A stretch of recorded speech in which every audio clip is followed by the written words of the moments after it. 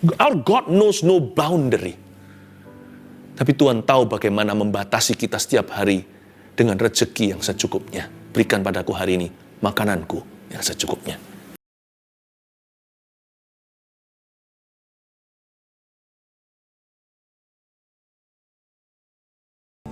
Biarkan hati kami seluruhnya memuji-Mu. Memuji bukan supaya kami memperoleh sesuatu, tapi memuji karena Engkau baik. Karena Engkau adalah Allah kami. Berbicaralah dalam hati umat-Mu Tuhan. Di tahun yang baru fresh anointing ini, Tuhan mau bimbing hati kami ke rumput hijau air tenang, Allah yang menyediakan. Ajari kami firman supaya hati kami nggak salah, supaya hati kami seimbang. Sembunyikan hamba di balik salib-Mu. Dalam nama Yesus. Amin. Puji Tuhan. Ambil Alkitab. Langsung aja buka dengan saya di Amos. Kitab Amos di Perjanjian Lama. Pasal yang ke-9 ayat 13 sampai 15. Tapi saya mau baca dari ayat 11 dulu ya. Amos 9 ayat 11.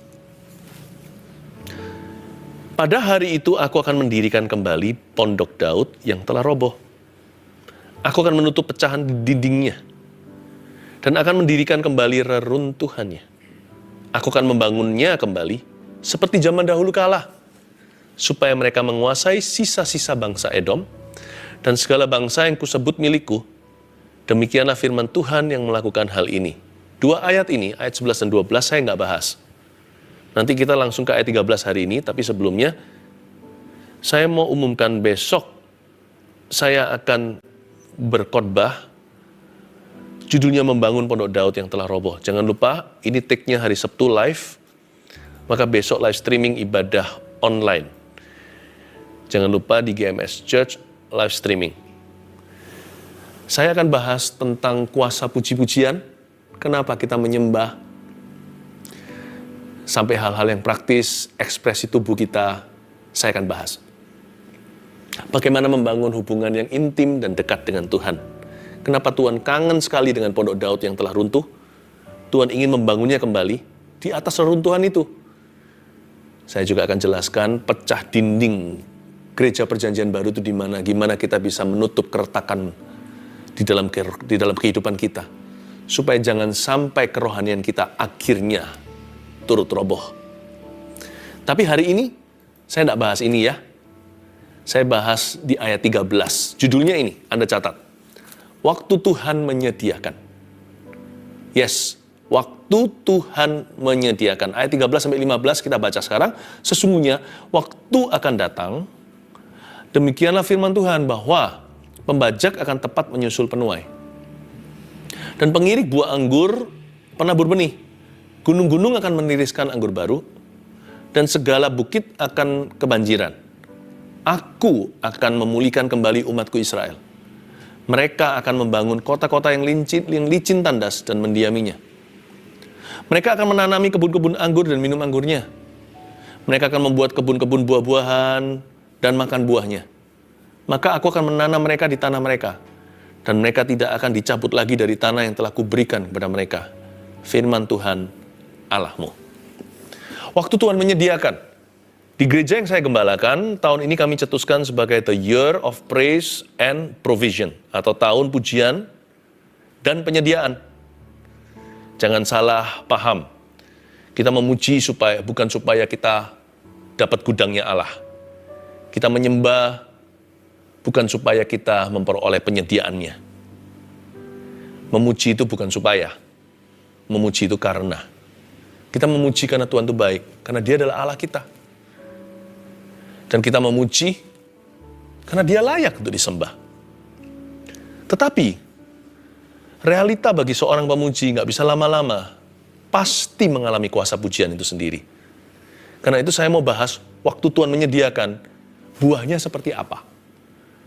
When God provides, what are the fruits in your life? Kalau Tuhan menyediakan, dari perbendaharaan Allah, Allahku akan mencukupi segala keperluanku menurut kekayaan dan kemuliaannya di dalam Kristus Yesus. Itu buahnya seperti apa dalam kehidupan kita? Kita baca sekali lagi ayat 13, sesungguhnya waktu akan datang, waktu Tuhan menyediakan. Demikianlah firman Tuhan, bahwa pembajak akan tepat menyusul penuai, dan pengirik buah anggur penabur benih. When God provides, waktu Tuhan menyediakan tahun ini buat Anda, pekerjaan Anda, buat keluarga Anda, buahnya seperti apa? Tanda-tanda bahwa the supernatural provision of God has arrived. Kalau penyediaan supranatural Allah telah tiba dalam kehidupan kita, yang pertama, catat itu, buah datang dengan cepat. Kalau kita mau diproses sama Tuhan, karakter kita ditempa. Tetapi ketika Tuhan menyediakan, berkat itu tiba tanpa proses, saudara. Buah itu datang begitu cepat. Saya bisa merasakan betapa melimpahnya tuaian yang dinubuatkan oleh Amos di sini. Dan semangat tanah untuk bertumbuh itu luar biasa sekali. Sampai-sampai di ayat 13 bunyinya, 13b, pembajak akan tepat menyusul penuai. Baru bajak tanah sudah menuai. Pembajak dan penuai kerja seladang. Harusnya kan enggak, musimnya berbeda. Pembajak dulu nih, lalu nanti menunggu, setelah menanti penuai tiba. Sama dengan kalau kita renovasi rumah, atau kita bangun rumah, kan pertama-tama fondasi, nggak langsung interior desainnya. Kecuali rumah itu begitu kilat, cepat, supranatural adanya, sampai-sampai baru bangun fondasinya. Baru di-tackle, begitulah. Sudah langsung semua jadi. Interior desain pun tiba, nggak mungkin kan? Yang namanya pekerjaan kasar dengan pekerjaan alusan di waktu yang sama. Tapi ini, di waktu yang berbarengan, pembajak akan tepat menyusul penuai, pengirik buah anggur, penabur benih. Saking cepatnya balap-balapan, menabur menuai, semusiman. Buah datang dengan sangat cepat. Saya anggap ini adalah sebuah nubuat. Tahun ini akan terjadi percepatan itu. Akselerasi yang dari Tuhan. Momentum catching momentum. Suatu momentum, estafet momentum berikutnya, demikian luar biasa. Bukan kita jadi kecapean, kita jadi tercengang dan berkata, wow, ini kalau bukan Tuhan nggak mungkin bisa. Kok bisa selekas ini terjadinya? Ya, saya tidak ajarkan bahwa kita harus selalu mengarahkan mata kepada apa yang instan. Tetapi kalau berkat itu tiba, persediaan Allah itu bunyinya. Penuai dan pembajak sama-sama susul-susulan. Catat baik-baik, buah datang dengan cepat. Saya nggak tahu gimana akan digenapi dalam hidupmu. Tugas saya hanyalah menyampaikan. Saya biarkan jadi kepanjangan tangan Tuhan, penyambung lidahnya. Pokoknya tangkap hingga merema dalam jiwamu. Buahnya akan cepat sekali tiba. Lekas bertumbuh. Berikutnya, gunung-gunung akan meniriskan anggur baru. Dan segala bukit akan kebanjiran. Wait a minute. Gunung-gunung meniriskan anggur baru, setahu saya. Yang namanya kebun anggur itu di dataran. Bukan di gunung-gunung tinggi, di bukit-bukit bisa dataran tinggi, tetapi bukan lekuk-lekuk begitu. Harus flat tanahnya. Bisa di hawa yang dingin, supaya dapat hasil yang maksimal, tapi tetap harus rata. Bukan yang lekuk-lekuk begitu. Gunung-gunung nggak bagus untuk menumbuhkan anggur. Anggur tidak tumbuh di bukit-bukit yang lekuk-lekukannya tidak bisa dijadikan hamparan kebun buah-buahan.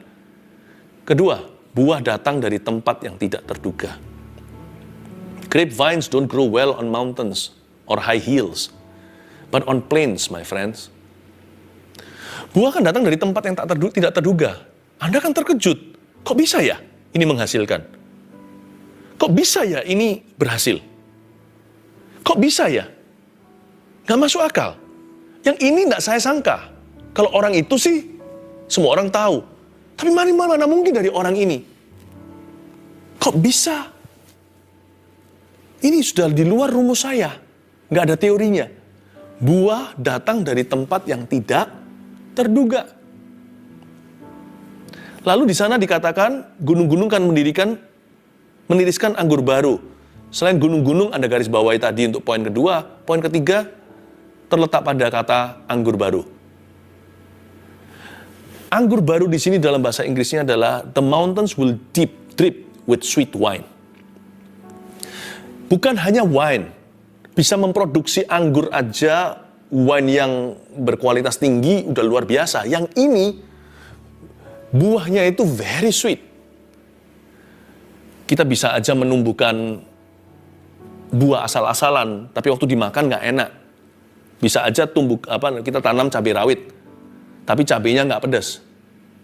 Atau tanam mangga, pohon mangga, mangganya asam. Masam maksudnya, tidak manis. Saya pernah makan dulu, dikasih teman stroberi dari luar negeri. Mungkin karena hawanya dingin kali. Makan itu manis sekali, nggak perlu tambah gula, tambah coklat, segar, gemuk, bulat, manis. Makanya dijual mahal. Yang ini gunung-gunung akan meniriskan anggur baru. Kata anggur baru itu new wine, sweet wine, the best wine. Catat ini yang ketiga. Waktu Tuhan menyediakan buahnya kayak apa? Buah datang dalam kualitas. Saya jadi ingat anggur di Kana. Ketika Yesus mengubah air menjadi anggur di pernikahan itu, mujizat pertama. Anggur yang Tuhan ubah dari air biasa itu sampai di akhir pesta. Orang Yahudi kalau pesta bukan berapa jam kayak kita kondangan. Mereka itu pesta seperti orang India, berhari-hari. Sampai hari terakhir di penghujung minggu, itu anggur tetap manis. Biasanya kalau zaman saya kecil dulu ya, dikasih soda. Kita minum sedikit, wah enak, keras sekali soft drinksnya. Tapi nanti menjelang akhir acara, kok sudah rasanya nggak sama, karena dicampur air. Kehabisan stok, atau curi kualitas. Ya kan, supaya untuk menghemat materi. Tuhan Yesus nggak seperti itu. Apa yang Tuhan tumbuhkan, tidak ada yang masam. Tuhan hanya menumbuhkan anggur manis, the best of grapes. Dia tidak pernah menumbuhkan buah yang membuat ngilu gigi. Dia tidak pernah menumbuhkan sayur atau menanam sayur-sayuran di kebun hidupan kita yang bukan hanya tidak hijau, tetapi banyak kutunya. Tuhan itu selalu menumbuhkan yang terbaik. Apapun yang dibuahkan, yang berbuah dari hasil persekutuan kita dengan Kristus, itu buahnya the best. Buah yang datang dari Tuhan selalu dalam kualitas tibanya. Seperti anggur di Kana, hingga akhir acara, anggur itu terbaik sampai dipuji sama para tamu yang tidak tahu bahwa itu sebenarnya mujizat Yesus di Kana itu. Mereka berkata, tuan rumah, Anda luar biasa. Anda memperlakukan semua guest seperti VIP. Hingga akhir acara, anggur yang the best yang keluar. Luar biasa sekali. Itulah buah yang dari Tuhan. Kalau Tuhan menyediakan, buahnya pasti berkualiti. Dan berikutnya ada kalimat, dan segala bukit akan kebanjiran. Garis bawahi kata kebanjiran. Yang terakhir, poin terakhir adalah buah datang dalam kuantitas.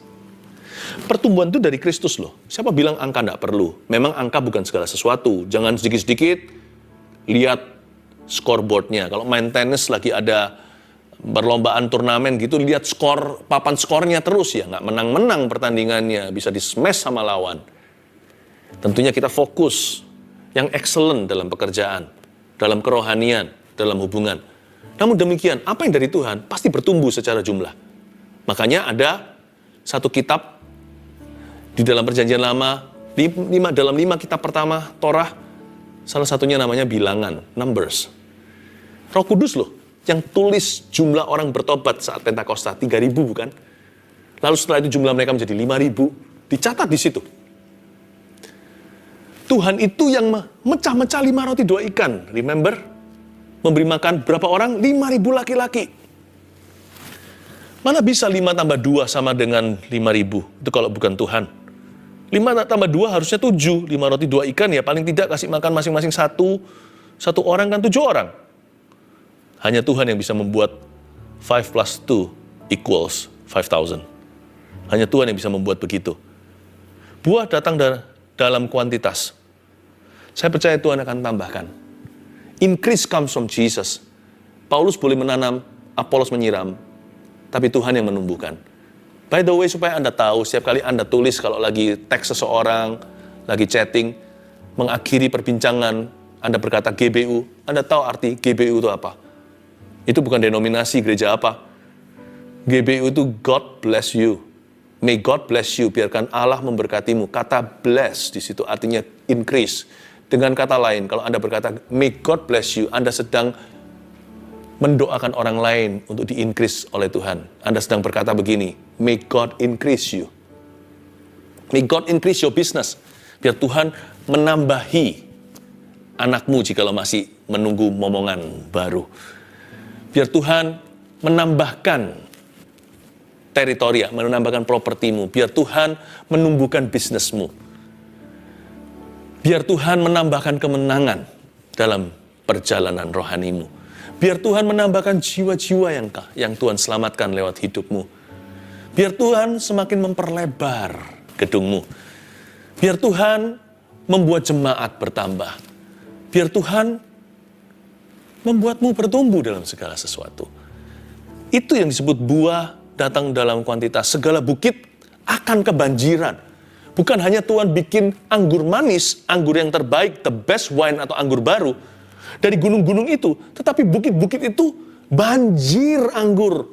Seperti hulu ke hilir dari atas gunung, seperti bak urapan di kepala Harun, kejanggut jubahnya turun, itu seperti mengalir ke bawah.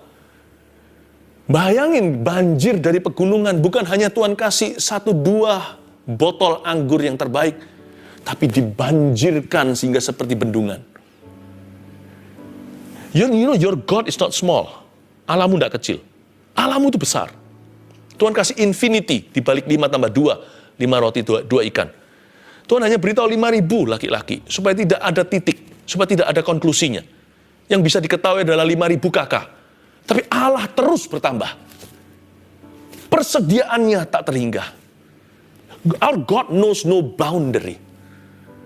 Tapi Tuhan tahu bagaimana membatasi kita setiap hari dengan rezeki yang secukupnya. Berikan padaku hari ini makananku yang secukupnya. Hati yang konten, yang mudah puas, hati yang mudah bersyukur, bukanlah hati yang kecil. Malah Tuhan akan tambah-tambahkan. Asal jangan begini ya sama Kristus dalam hidup ini. Menggenggam, punyaku, jangan begitu. Belajar sama Tuhan begini. Terjadilah kepadaku sesuai kehendakmu. Saya tidak hanya bicara, saya bukan bicara tentang materi, saya bicara tentang apapun. Saya bicara tentang hidup ini jangan begitu orientasinya. Hidup ini harus berserah. Tahu siapa sumbernya. Dan biarkan kita hanya menjadi salurannya. Saat teduh ini sudah berapa lama sih? Wahyu tidak pernah berhenti. Tidak pernah habis. Penyediaan itu bukan hanya bicara tentang barang atau benda, apalagi uang.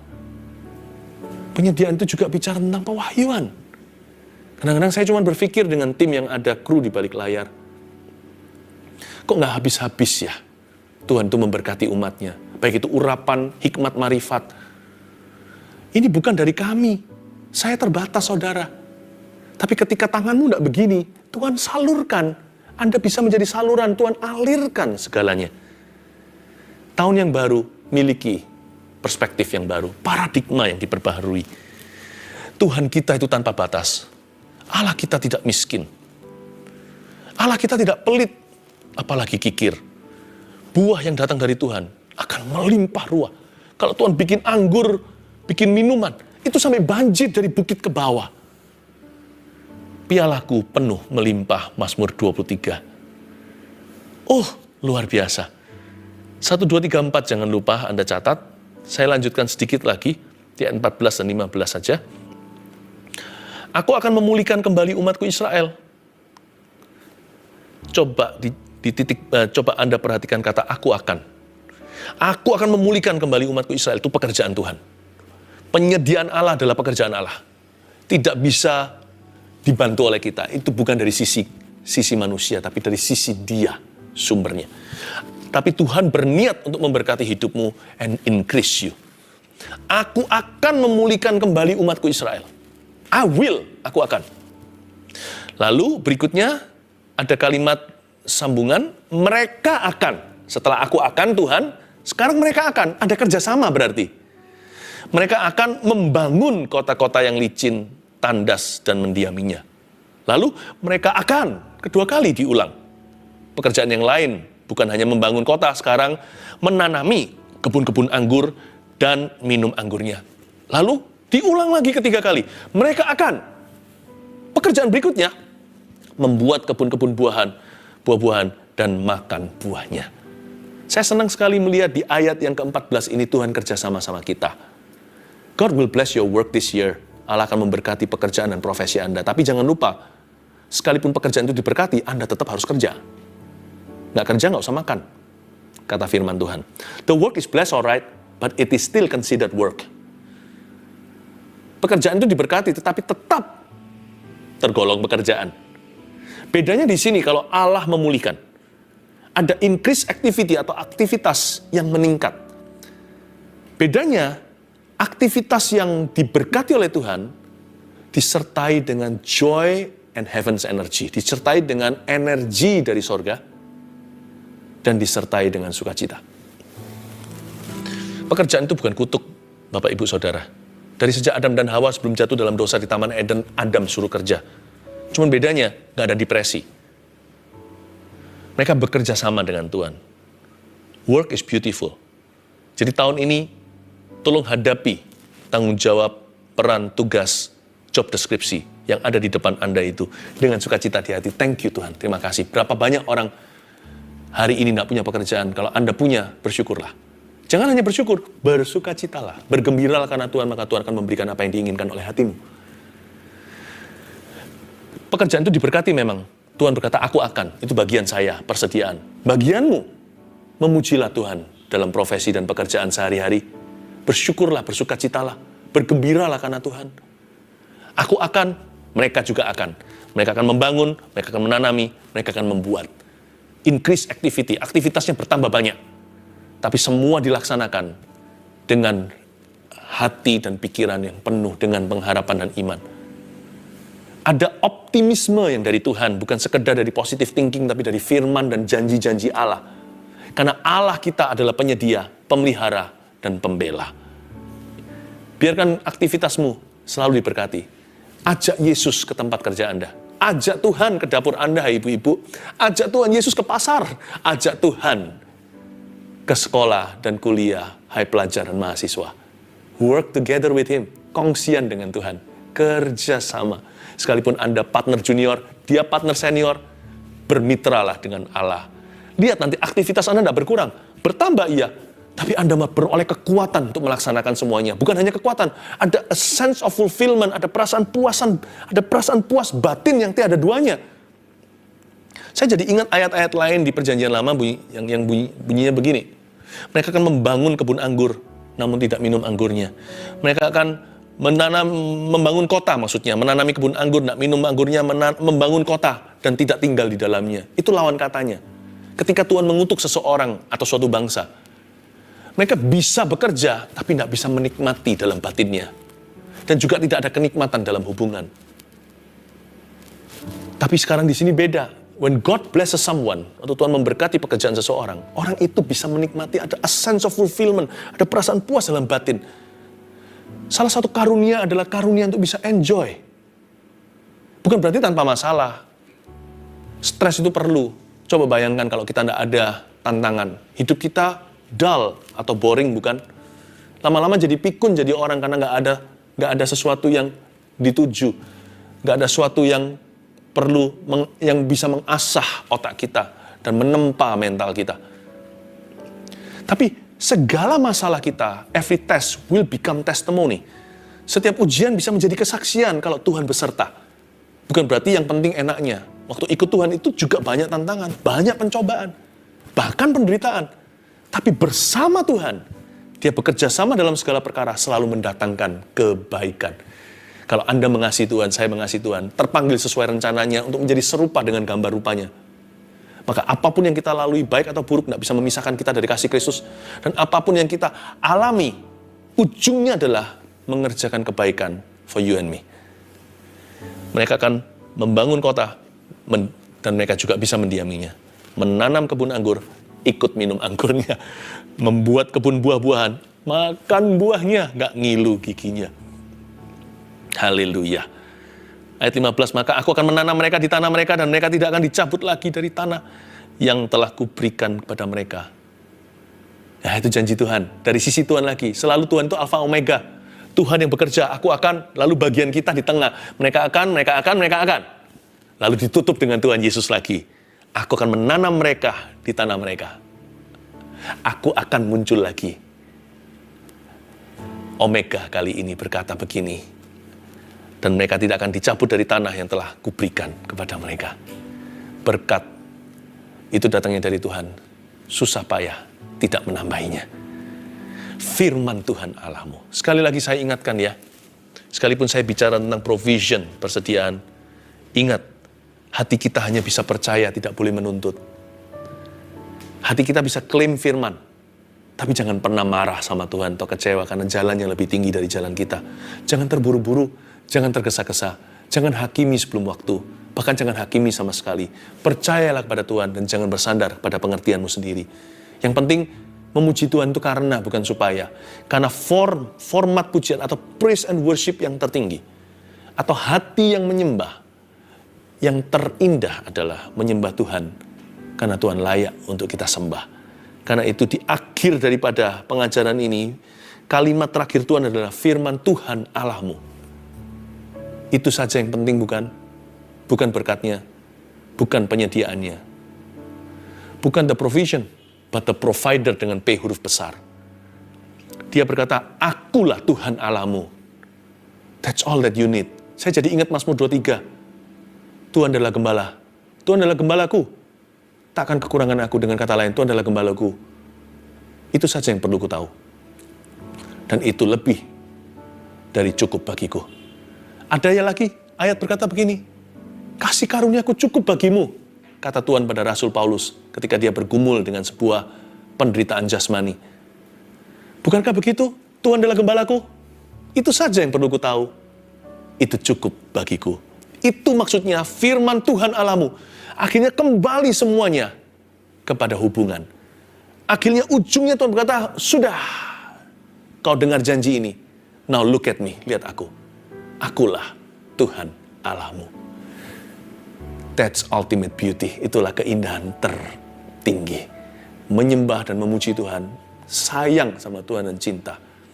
Bukan demi memperoleh penyediaannya, tapi karena Dia adalah Tuhan dan Allah kita. Dan ini kabar baiknya.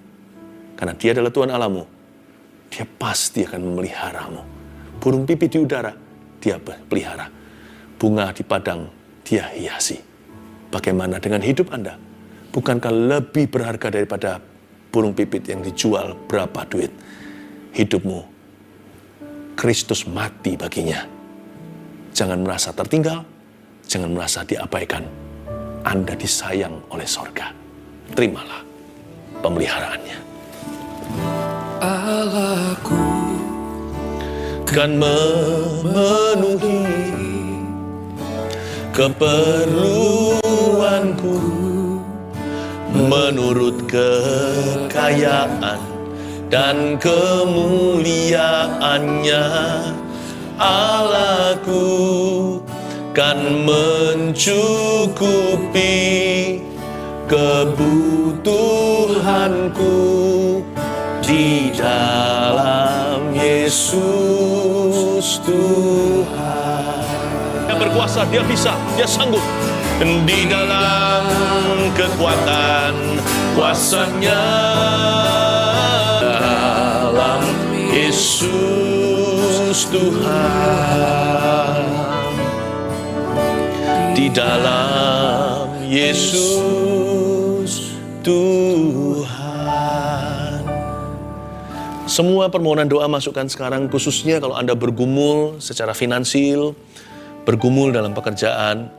I really want to pray for you. Mari kita sama-sama berdoa, apapun tapi, gak hanya itu. Segala pergumulan, Allah kita itu juru selamat semua.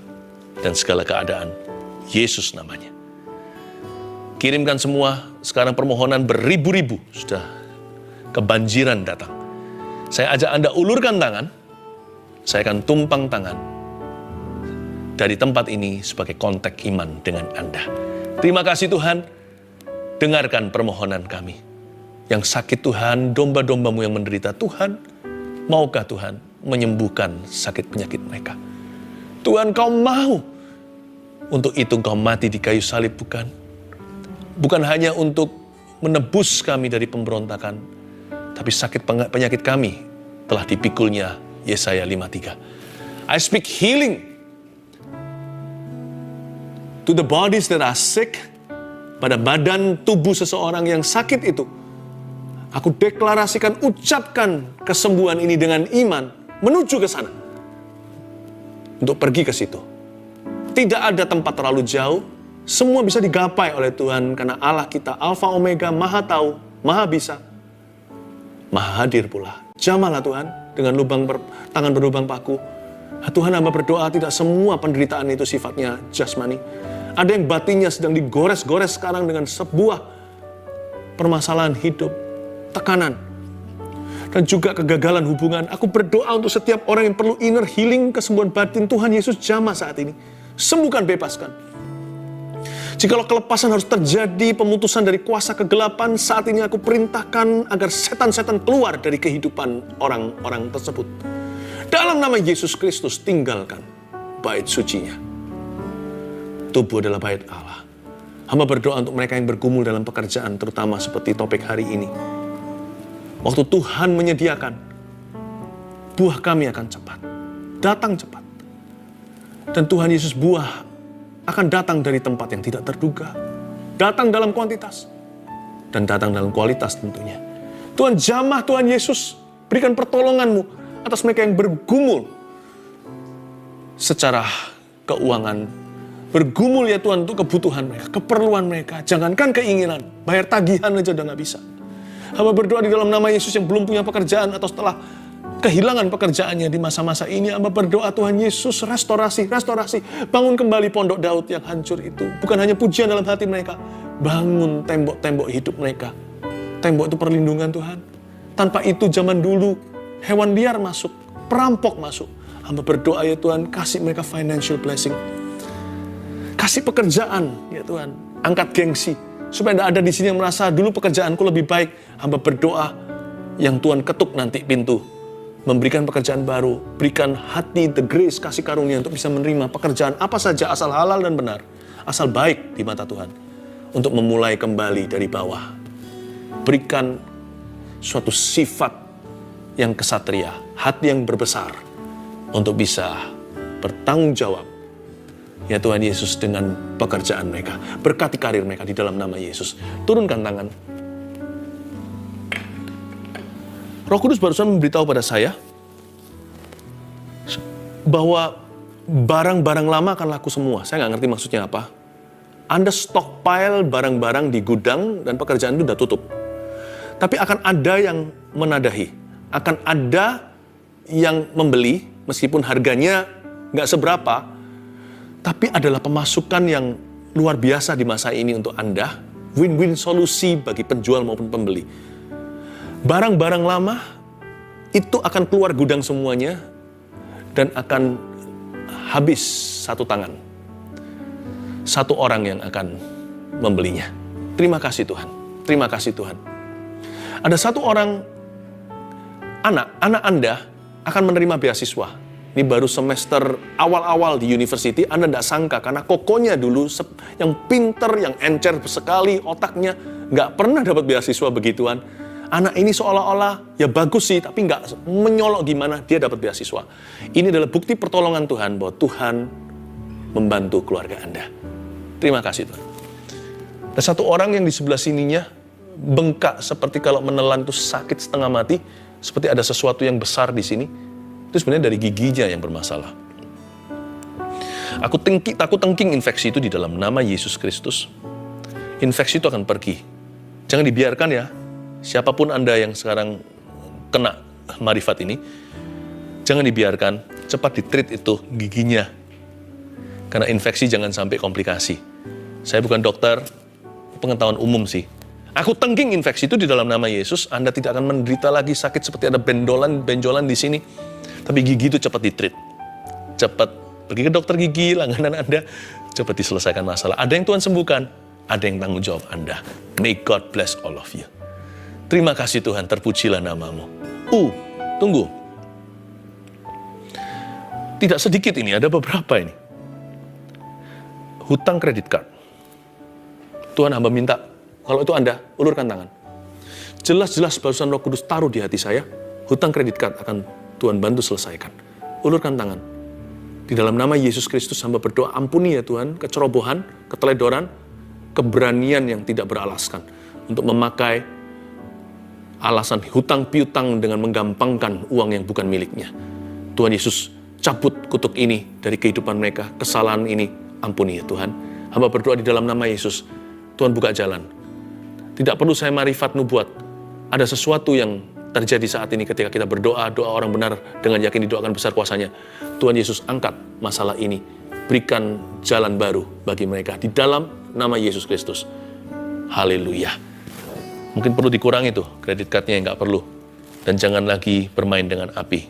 Akan banyak yang selesai. Dalam waktu 1, 2, 3 bulan ini, Anda akan semua keluar dari hutang kredit card yang Anda telah terjerumus cukup dalam. But, learn from the lesson. Belajar dari pelajaran berharga ini, jangan diulangi lagi. Be wise lain kali. Untuk apa-apa, jangan gampangkan uang orang, bukan uang Anda. Haleluya, Tuhan menyertai. Thank you Jesus dalam doa berkat pengembalaan ini. Terimalah berkat dari Allah Bapa, Putra, dan Roh Kudus menyertaimu, keluarga dan pekerjaan Anda. May God bless you. May God increase you and I mean it. Biar Tuhan memberkatimu. Biar Tuhan menumbuhkan dan menambahkan. Sungguh, kuucapkan segenap hati atas hidupmu. Dalam nama Yesus. Amin.